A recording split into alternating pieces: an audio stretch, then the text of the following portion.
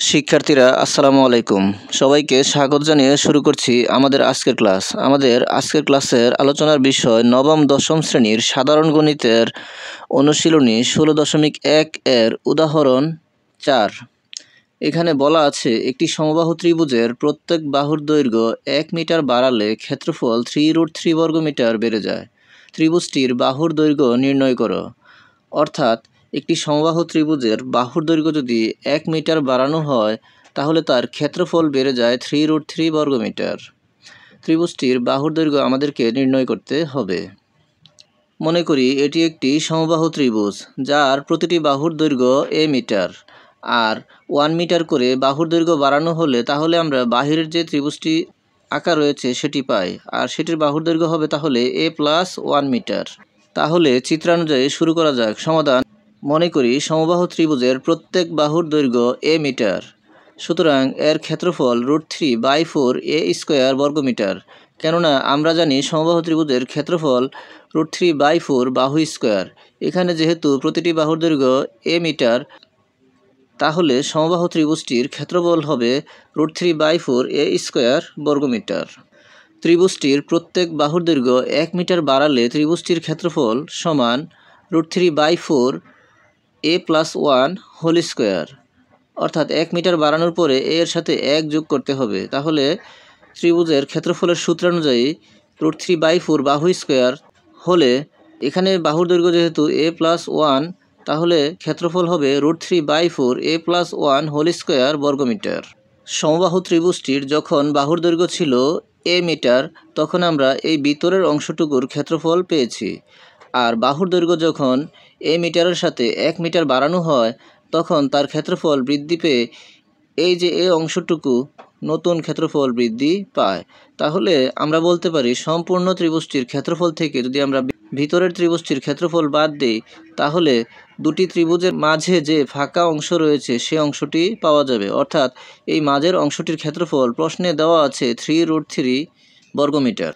তাহলে প্রশ্ন মতে আমরা লিখতে পারি সম্পূর্ণ ত্রিভুজটির ক্ষেত্রফল বিয়োগ ভিতরের ত্রিভুজটির ক্ষেত্রফল সমান 3√3 বর্গমিটার, অর্থাৎ মাঝের ফাঁকা অংশটির পরিমাণ।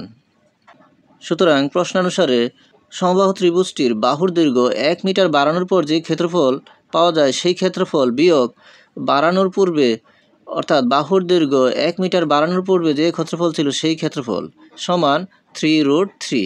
অর্থাৎ √3/4 into a+1 whole square minus √3/4 a² সমান 3√3। এখানে √3/4 a+1 হোল স্কোয়ার থেকে √3/4 a² বিয়োগ অবস্থায় রয়েছে, আর প্রথম অংশের সাথেও রয়েছে √3/4 এবং পরবর্তী অংশের সাথেও রয়েছে √3/4।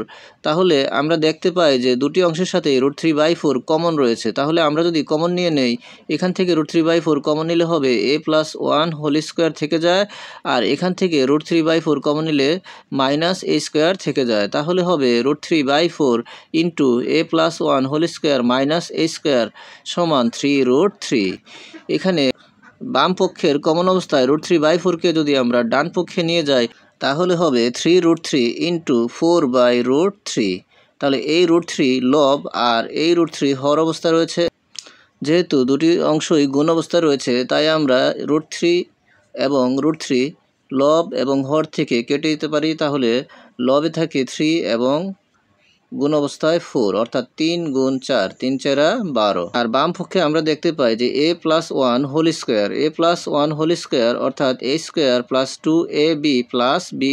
যেহেতু এখানে b এর মান 1, তাহলে এখানে 2ab এর স্থলে যদি আমরা 1 বসাই তাহলে 2 একে 2ই থাকে, আর b² এর স্থলে যদি আমরা 1 বসাই 1² অর্থাৎ 1 গুণ 1 একই হয়। a+1 হোল স্কোয়ার সমান আমরা পাই a² প্লাস 2a প্লাস 1, আর রয়েছে -a² সমান 12। এখানে বাম পক্ষে প্রতিটি পদ যোগ বিয়োগ অবস্থায় রয়েছে এবং a² এই পদটি প্লাসের এবং a² এই পদটি মাইনাসের। তাহলে প্লাসের a² এবং মাইনাসের a² কেটে দিতে পারি, তাহলে থাকে 2a প্লাস 1 সমান 12। আর আমরা যেহেতু a এর মান নির্ণয় করব, তাহলে এই 1কে যদি আমরা বাম পক্ষ থেকে ডান পক্ষে নিয়ে যাই, বাম পক্ষে যেহেতু প্লাস অবস্থায় রয়েছে, ডান পক্ষে গেলে হবে মাইনাস, তাহলে হবে 12 মাইনাস 1, 12 মাইনাস 1, অর্থাৎ 2a সমান 12 মাইনাস 1। 12 থেকে 1 বিয়োগ করলে হয় 11। আর আমরা যেহেতু a এর মান নির্ণয় করব, a কে বাম পক্ষে রেখে দেব এবং এর সাথে গুণ অবস্থায় যে 2 রয়েছে সেই 2কে বাম পক্ষ থেকে ডান পক্ষে নিয়ে যাব, তাহলে ডান পক্ষের 11 এর সাথে 2 ভাগ অবস্থায় হবে। 2 দ্বারা যদি আমরা 11কে ভাগ করি, তাহলে হবে a সমান 5.5। আমরা সমবাহু ত্রিভুজটির প্রত্যেক বাহুর দৈর্ঘ্য ধরে নিয়েছিলাম a মিটার, সুতরাং এর মান আমরা পেয়ে গেলাম a সমান 5.5 অর্থাৎ 5.5। সুতরাং সমবাহু ত্রিভুজটির নির্ণেয় বাহুর দৈর্ঘ্য হবে 5.5 মিটার। অ্যান্সার।